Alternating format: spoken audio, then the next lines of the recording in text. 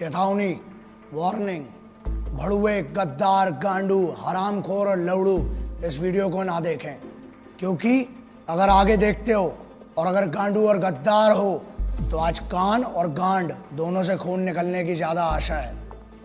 दूसरा, सबसे पहले मैं माफ़ी मांगना चाहता हूँ लेडीज से, पूरी महिलाओं से, क्योंकि हो सकता है मेरी भाषा आपको पसंद ना आए, उसके लिए माफ़ कीजिएगा। आज सिर्फ और सिर्फ आवाज़ सिर्फ मेरी है, लेकिन गुस्सा पूरे देश का है। चेहरा सिर्फ मेरा है, लेकिन स्वाभिमान पूरे देश का है।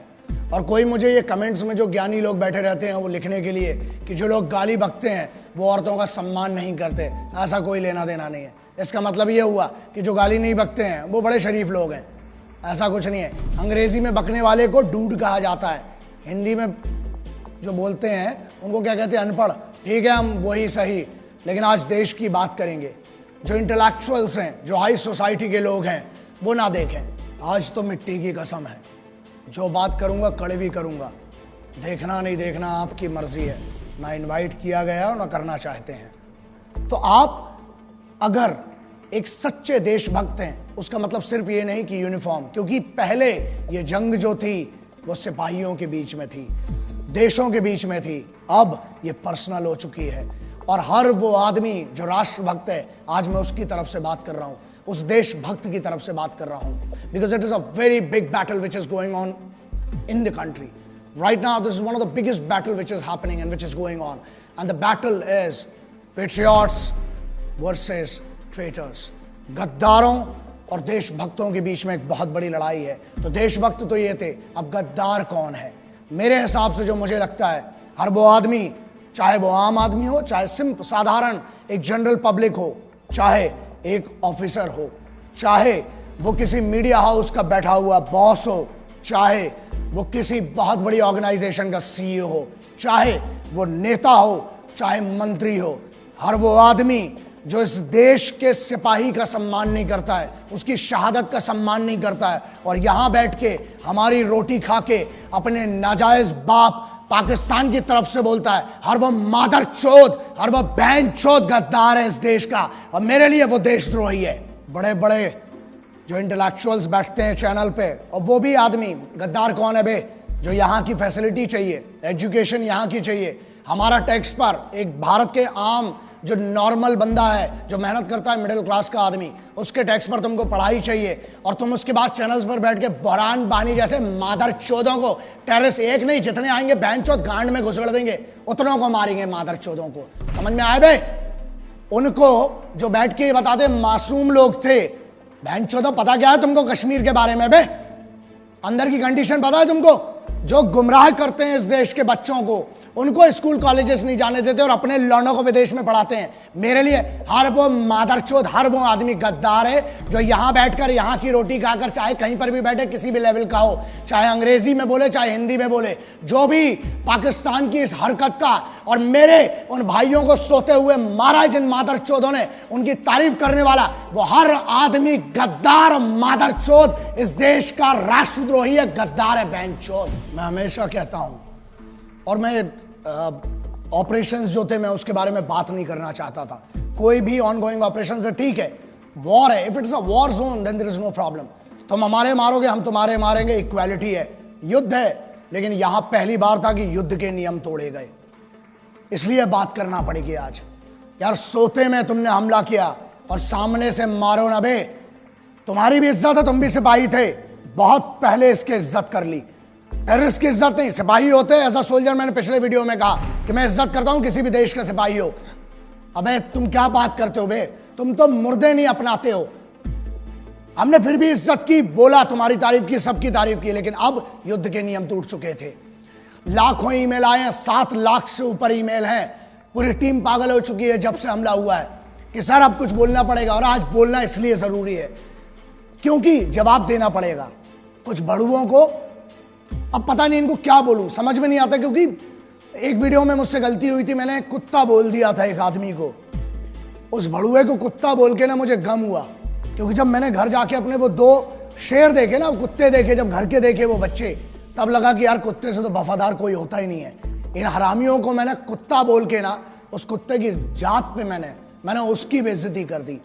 एक नेता है, एक सांसद है, एक स्पोक्स पर्सन है, उसने एक बात कही। क्या कही वो बहुत जरूरी है, मैं आपके सामने पढ़ के सुनाता हूं। उसने फेसबुक में, ट्विटर में क्या शेयर किया और बेशर्मी से क्या लिखा और क्या कहा, उसका जवाब आज जरूरी है। उरी में मारे गए सारे सैनिक घूस देकर आर्मी में भर्ती हुए थे, अच्छा हुआ साले मारे गए। इस पर इतना हाय तौबा क्यों? भारत माता के लिए बोझ बने हुए थे, आतंकियों ने सही काम किया। इस आदमी ने एक दूसरे इंटरव्यू में, एक और आइटम है, एक और है, उसने क्या कहा? उसने ये कहा कि भारत की तरफ से जो सिपाही मरे उरी में, वो शहादत नहीं है। शहीद कौन हुए? जो पाकिस्तान की तरफ से आए। ऐसा है नेताजी, मादरचोद, हमको भी मौका दो ना तुमको ऐसा ऐसा इस टाइप का शहीद करने का, बहनचोद। एक काम कर, सजेशन देता हूं, बहुत गांड में गूदा है ना, बोल मत बहनचोद। एक काम कर, अब तेरे पास जो सिक्योरिटी है ना पुलिस की, उनको हटा और बाहर जाओ और एक सिपाही के परिवार से जिसका शहीद हुआ है, उरी की छोड़, कभी भी उसके परिवार से जाके जरा बोल। गांड में घुसेड़ देंगे तो पूरी तेरी राजनीति जितनी तेरी चल रही है ना, अबे तेरे को शर्म आना चाहिए। देश का माहौल क्या है बे? आज देश गम में डूबा हुआ है और तुम जैसे भड़ुए मादरचोद, तुम लोग बहनचोद, इसको अपनी मीडिया बाइट के लिए, अपनी पब्लिसिटी के लिए, तुम्हें पता है क्या दुख देते हो बे तुम? अबे पिछले हजारों बार बोल चुका हूं, कुछ नहीं दे सकते हो तो मादरचोद इज्जत तो दो कम से कम शहीदों को।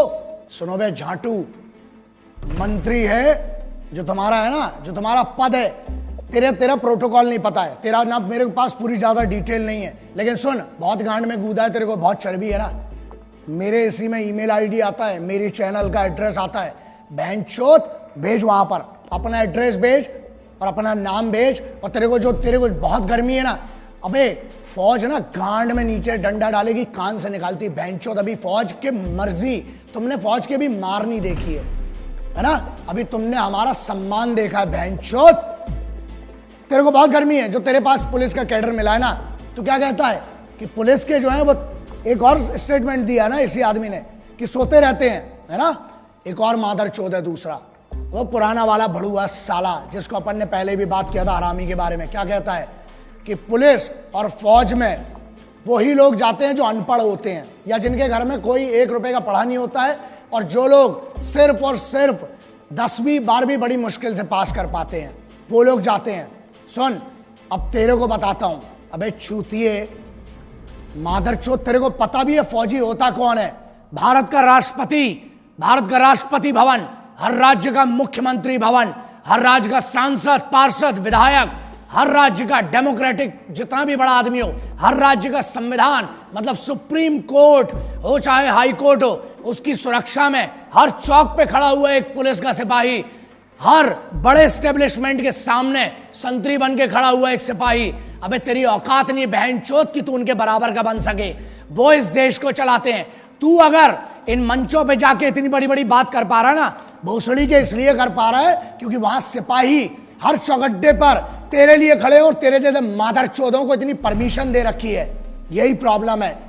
जिस दिन छूट मिलेगी और जिस दिन सही मौका आया, याद रखना गांड में इतना बड़ा सुल्ला जाएगा। बहनचोद, अभी तूने बहुत मोहब्बत देखी और बहुत हुआ सम्मान तुम्हारा मादरचोदों। एक और सेंटेंस बोला इसने बहनचोद ने कि पैसा देके, घूस देके जाते हैं। अबे चूते, तेरे पास दिमाग है लौड़े? बात एक्सट्रीम इनसेंसिबिलिटी की, शुद्ध भाषा में चूतियापा बोलते हैं ना जिसको, वो ये इन जैसे बहुत बड़े बड़े होशियारों ने जो बड़े बड़े यूनिवर्सिटीज में पढ़ रहे हैं, उनका कहना ये है कि फौज में पैसा देके जाते हैं और सोते हैं और राशन खराब करते हैं, राशन खाते हैं फ्री का, है ना। चलो इसका बड़ा सिंपल सा आप समझो, जितनी आपकी समझदारी है ना, अगर पैसा देके जाना है तो फौज में क्यों जाएगा आदमी? मरने के लिए। फौज में क्यों जाता है? फौज में कंफर्टेबल लाइफ नहीं है, तुम्हारे जैसी नहीं है। और बोलते हैं, हाँ एक और बात बोली कि आलसी है जो फौज में जाते हैं, वो लोग आलसी हैं इसलिए सो रहे हैं। बेटा तू बहनचोद, तू अपनी बात करा बे, तेरे से तो दाढ़ी बनाता नहीं है रोज बहनचोद, तू क्या आलस की बात करता है बे? एक जगह पे 15 साल से डले हुए हैं तुम जैसे भड़ुए, इस देश का राशन खा रहे हो, हमारा टैक्स खा रहे हो, हमारी हर चीज खा रहे हो, उसके बाद बोलते हो बड़ा नेता और यूनियन वाले। बड़ी बात है, तुम जैसे बड़े पदों पे भी जा सकते हैं, लेकिन हमारे लिए पद मैटर नहीं करता बे। इज्जत कमाना अलग बात है, ताकत कमाना अलग बात है। तुम जैसे भड़ुओं की कभी इस देश में इज्जत नहीं होगी। क्यों? क्योंकि इस देश में अगर मंदिर हो, चाहे मस्जिद हो, चाहे गुरुद्वारा हो, चाहे चर्च हो, उसको सुरक्षा कौन देता है? वो है सिपाही। बाहर से जो पाकिस्तान की तरफ से आ रहे हैं वो दुश्मन है, उनसे लड़ना बहुत सरल है। तुम लोग साले जो अंदर गदर मचा के रखिए ना, उसके लिए एकाध में एक दिन बहुत गलत होगा। मैं बहुत कोशिश कर रहा हूं, प्रयास कर रहा हूं कि बचा रहूं, गुस्से में ना आऊं, लेकिन अब लगता है कि अब कुछ ना कुछ, और जिस दिन होगा उस दिन पब्लिकली और बहुत गंदा होगा तुम्हारे साथ। क्यों फौज में जाता है? अबे वो बच्चा जिसको एक गरीब घर से आके पुलिस में या फौज में जाना पड़ता है ना, 3 बजे रात को उठता है वो बच्चा। जब बेंचो तुम लोग पार्टी कर रहे होते हो ना वहां पर अपने कॉलेज में, यूनिवर्सिटीज में और अपने बड़े बड़े भवनों के अंदर, बड़ी बड़ी मैस में जब तुम पार्टी करते हो, बेंचो दो, अबे तुमको पता भी है सिपाही होता क्या है? क्योंकि सुनो, प्रॉब्लम यह है हमारे देश में ना एक नेता का लौंडा आज तक सिपाही बना, ना आज तक ये भोसड़ी के जो यूनियन में बैठे हैं कोई अमीर का लौंडा आज तक सिपाही नहीं बना। कहां गए वो मादरचोद बड़े बड़े अमीर? अबे भोसड़ी के खेल के लिए समय देने वालों को, मैच जीतने वालों को क्या मिलता है? इनाम मिलता है ना? और वहां जो जान अपनी बॉर्डर पे लगाते हैं, -60-50 में वहां लड़ रहा है आदमी, घूस देके गया। चल माना बहनचोद तेरी बात, चल घूस देके गया बहनचोद, तू दे देना मादरचोद, है गाड़ में दम तेरी, तू जा घूस देके बहनचोद उधर पे, एक दिन की नौकरी कर मादरचोद। अबे आर्मी की और कमांडोज की छोड़, स्पेशल फोर्सेस की बहनचोद, एक दिन मैं देता हूं चैलेंज, अबे तेरी पूरी जिंदगी की पेमेंट दूंगा इन बड़वे मादरचोद गद्दारों की। जा एक दिन ट्रैफिक पुलिस का काम करके देख मादरचोद, धूप में वहां खड़े होकर देख, पानी में खड़ा होकर देख, मुंबई पुलिस हो, चाहे दिल्ली पुलिस हो, चाहे हरियाणा हो, चाहे उत्तर प्रदेश हो, एक पुलिस के सिपाही का काम करके देख। फौज की तो बहुत दूर की बात है, तेरी गांड में इतनी दम रही है बहनचोद। और सुन, ये बात क्लियर सुन ले, आज तुम जैसे मादरचोदों को अगर मार के जेल जाना पड़ा, 14 साल मंजूर है बहनचोद। जिस दिन मेरे सामने पड़े ना मादरचोद, मारूंगा, लेकिन एक बात पक्की है, पब्लिकली मारूंगा, अकेले कभी नहीं मारूंगा, क्योंकि तुम जैसे आगे और पैदा ना हो बहनचोद। अबे मुझे तो शर्म आती है, माफ करना, जिसने तेरे को पैदा किया ना, मां मुझे माफ कर दे, तेरे को भी नहीं पता था कि ऐसी मादरचोद औलाद पैदा करोगी मां आप। शर्म आती होगी उस मां को भी अपने कोख पे जन्म पे कि ऐसा गद्दार पैदा कर दिया बहनचोद को। सुन मादरचोद, जिस दिन मेरे सामने आया मारूंगा, घसीट घसीट के मारूंगा बहनचोद। और दूसरी चीज, 14 साल होती ना, जमानत तो मिलेगी, आऊंगा तेरे जैसे और मादरचोदों को ढूंढूंगा, फिर मारूंगा बहनचोद, जाऊंगा। 14 साल मंजूर है बे बहनचोद, क्रांतिकारियों का चेला हूं, जेल भी गया कोई फर्क नहीं पड़ता है, लेकिन तुम जैसे गद्दारों को चुप करके रहूंगा, फिर मारूंगा, फिर जेल जाऊंगा, बाहर आऊंगा, जब जब आऊंगा मारूंगा मादरचोदों। दूसरी बात मुन्ना, हमें रोज सुबह से लेकर रात तक धमकी के कॉल आते हैं, और रही बात हमारी, मादरचोदों इतनी तैयारी के साथ चलते हैं, इतना जखीरा तो खुद लेके चलते हैं बे, इतना असला बारूद। मादरचोदों 1 किलोमीटर तक धुआं धुआं करूंगा जिस दिन मैं मारने पे आया बहनचोद। और ये दम बुलेट प्रूफ गाड़ी की नहीं है, बीपी की, जिसमें बैठ के घूम रहा हूं। गाड़ी के बाहर आने के बाद भी जगह बोल तू बहनचोद, नाम बता उस जगह का, अकेला आऊंगा मादरचोद, ईमेल कर, फोन नंबर ले मेरा, लिख चैनल पे अपना एड्रेस, आऊंगा मारूंगा बहनचोद घुस के तेरे को। लेकिन सुन, तुम जैसे जितने मादरचोदों सिपाहियों के बारे में, उनकी शहादत के बारे में बोलना बंद करो मादरचोदों, वरना मेरे जैसे बहुत पागल है, एक को काटोगे 1000 खड़े होंगे, हर बार पैदा हुए आगे भी होंगे, मार डालूंगा बहनचोद तुम जैसे एक एक को। मैंने बहुत कोशिश की है कि वो गुस्सा ना दिखाऊं, अच्छे से प्यार से बात करूं, लेकिन अब ये लड़ाई जो थी, पहले लड़ाई फौज की या सल्तनत की या देशों की थी, बात अलग है। अब ये लड़ाई भारत के, हिंदुस्तान के हर सिपाही की नहीं रह गई है, ये लड़ाई हो गई हर हिंदुस्तानी की। क्यों? क्योंकि तुमने जंग के नियम तोड़ दिए, तुमने यार सोते हुए मारा। बात यह है उन 17-18 या उन 50 लोगों की नहीं है जो अभी मारे गए, बात यह है कितने तक यार, कब तक सहन करेंगे। अब now it is the right time to retaliate and remember, but you will have to pay for it. याद रखना, कुछ व्हाट्सएप और फेसबुक वीर आए हैं आजकल, बहुत बड़े बड़े योद्धा, कुछ भी लिखते हैं। मैं उस यूथ को ये मैसेज मेरा बहुत जरूरी है, रिमेंबर, फेसबुक और व्हाट्सएप पे जंग नहीं लड़ी जाती है, ठीक है? आप तैयारी कीजिए, जैसे यूथ की बात है, अभी एक बात करिए, एक बानी, अभी एक बंदा जो बीएसएफ का असिस्टेंट कमांडेंट बना है, नया लड़का, आपको पता है वो भी जम्मू कश्मीर से आता है, उसने तैयारी की, उसने दूसरा रूट लिया, वो आज एक ऑफिसर बना। He can actually make some difference.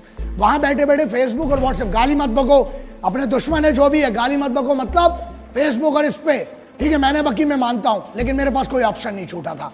बहुत सारे ईमेल्स आए, लाखों ईमेल आ रहे हैं और कमेंट्स भी आ रहे हैं व्हाट्सएप पे, हमारी जो जितने भी चैनल्स हैं उस पर आ रहे हैं। अब ये गलत बात है और उसको मुझे कंडेम करना पड़ेगा, आपको बोलना पड़ेगा, स्पेशली यूथ को। अब बहुत सारे लोगों ने लिखा सर पाकिस्तान को उड़ा दो, पॉइंट ब्लैंक मार दो, पूरा पाकिस्तान पे न्यूक्लियर अटैक कर दो। यार वॉर ऐसे नहीं होती है, पहली चीज। There are lot of things involve in that. Democratic level पर अलग होती है, बहुत सारी चीजें होती हैं। फौज को अपना मूवमेंट करना है वो अपने हिसाब से करेगी ना, व्हाट्सएप और फेसबुक के हिसाब से फौज नहीं चलेगी। स्पेशली जो इंडियन स्पेशल फोर्सेज हैं या वर्ल्ड वाइड जो भी स्पेशल फोर्सेज होती, पहली बात हम कोशिश यही कर रहे हैं कि हम तो कोई उल्लंघन ना करें, और अगर करेंगे भी तो पता नहीं चलता, पहली बात, और पता होने भी नहीं देंगे इस बार जो कार्रवाई होगी। नाउ पाकिस्तान उड़ा दें, यार वहां पे भी मासूम लोग हैं। जंग पाकिस्तान में रहने वाले मासूम और नॉर्मल लोगों की, पाकिस्तान के आम आदमी की नहीं है और हिंदुस्तान के आम आदमी की नहीं है, लेकिन अब आपने बना दी है ये जंग। बट हम अभी भी कहते हैं कि जंग से कभी किसी का फायदा नहीं हुआ है। तुमने हम पे 5 थोपी, 5 बार हारे हो, लेकिन इससे किसी का फायदा नहीं होता है। कोशिश करना, दुआएं करना जितनी हो, शिद्दत से दुआएं करना कि कभी जंग ना हो, क्योंकि उससे किसी का फायदा नहीं होता, हमेशा नुकसान होता है। बातचीत से अगर बात बन रही होती तो ये मुद्दा नहीं आता। हम लोगों ने तो हर बार कोशिश की, तुमने नियम तोड़े, अब हड्डियां तोड़वाओ, वो तुम्हारी मर्जी है। हिंदुस्तानियों का स्वाभिमान बहुत बड़ा होता है, अभिमान बहुत होता है अपने में। कैसी बच्चों जैसी बातें कर रहे हो तुम लोग, हाँ समझ में नहीं आया ना, बताता हूं। अबे हमारे इधर तो बेवड़े भी होते हैं ना, वो भी गुस्से में एक दूसरे को गुटखा नहीं देते हैं, समझ में आ गया। अबे तुम तो कश्मीर मांग बैठे पागलों।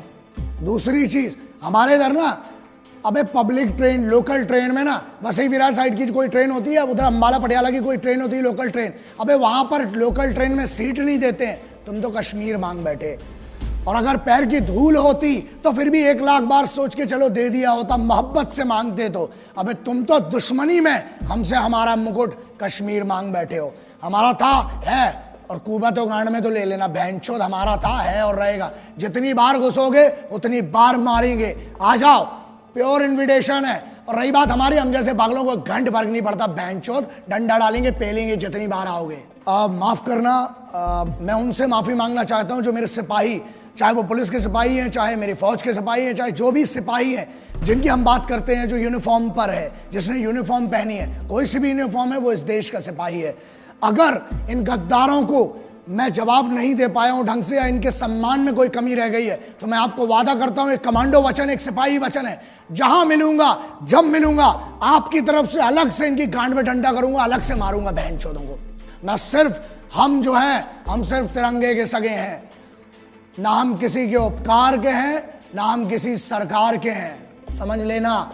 ना हम किसी के उपकार के हैं, ना हम किसी सरकार के हैं, हम हैं तो सिर्फ हर फौजी, हर सिपाही के परिवार के हैं। हमको किसी से कोई मतलब नहीं होता, ना हम किसी के उपकार के सगे हैं, ना हम किसी सरकार के सगे हैं। हम हैं तो हैं सिर्फ और सिर्फ एक फौजी और एक सिपाही के परिवार के सगे हैं। बस इतना मेरी तरफ से आज जितना हो सका इस भाई से करूंगा, आज भी कर रहा हूं, आखिरी तक इस मिट्टी के लिए लड़ूंगा।